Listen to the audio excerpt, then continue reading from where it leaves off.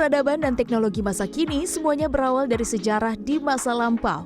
Untuk itu, selalu ada usaha untuk melestarikannya, terutama yang tertulis dalam karya ilmiah, publikasi, dan buku-buku sejarah. Salah satunya yang dilakukan oleh Perpustakaan Pusat Kantor Sumber Daya Akademik Universitas Chulalongkorn, Bangkok, Thailand. Sebagai salah satu perpustakaan terbesar di Thailand, perpustakaan ini memiliki jutaan koleksi buku, baik fisik maupun digital, hingga penelitian dan jurnal. Di antaranya ada 25.000 koleksi buku langka yang terletak di lantai 6 gedung perpustakaan pusat. Koleksi pertama dan yang terbanyak adalah berasal dari sumbangan kerajaan Thailand, yaitu koleksi milik Pangeran Kittiyakara Voralaksana. Ia adalah anggota kerajaan Thailand pertama yang menempuh pendidikan di luar negeri. Koleksi keluarga kerajaan lainnya adalah milik Pangeran Daninifat.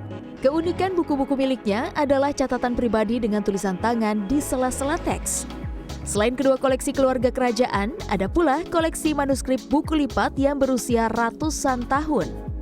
Topik sejarah, dan astronomi ditulis dengan aksara Thailand kuno. Yang menarik, terdapat pula manuskrip lawas yang bertuliskan aksara Jawa sebagai salah satu koleksi di sini. Sebuah buku masuk dalam koleksi langka apabila berusia tua merupakan edisi terbatas, cetakan pertama, dan reputasi tinggi dari pemilik atau penulisnya. Seluruh koleksi ini tentu digunakan untuk mendukung ilmu pengetahuan. The most of our user is kind of academic.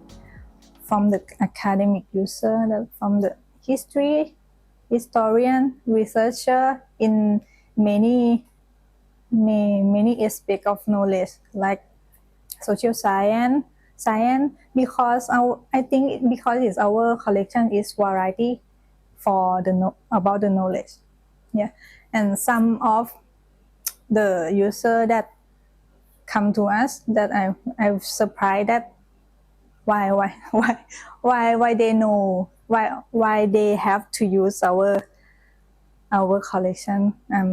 The one is the Thai artist, that he want to use the pattern of Thai art to develop his art piece, something like that, or the reference of his work.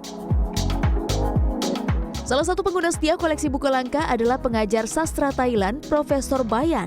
Ia mengandalkan koleksi buku mengenai pemakaman tradisi Thailand untuk mendukung karya ilmiahnya. Before my retirement, I used this collection from about 70 years ago. The books make me have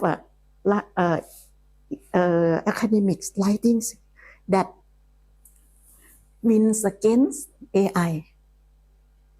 It makes it unique. It makes my paper unique and original that AI cannot do. Koleksi buku langka perpustakaan ini bisa diakses oleh siapa saja. Khusus untuk publik di luar insan kampus dikenakan biaya 20 baht atau sekitar Rp10.000. Petugas akan membantu menemukan buku yang dibutuhkan.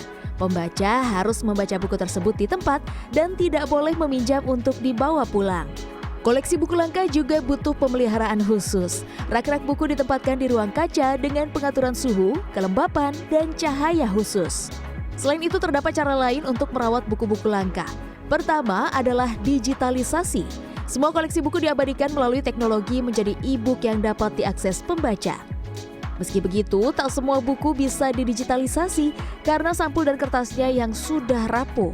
Maka ada dua teknologi lain, yakni biocoating atau proses pelapisan dengan cairan kimia, serta mereparasi bagian buku yang rusak.